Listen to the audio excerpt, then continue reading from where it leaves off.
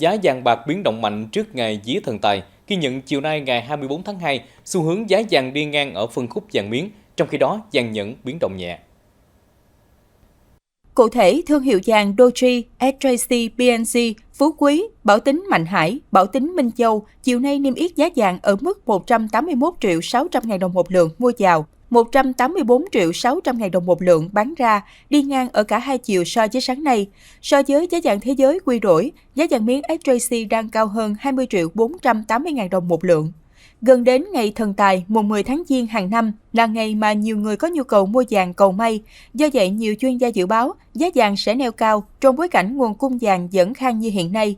Giá bạc cũng ghi nhận những nhịp điều chỉnh mạnh với mức tăng phổ biến hơn 1 triệu 200 ngàn đồng một chỉ trong vài giờ giao dịch.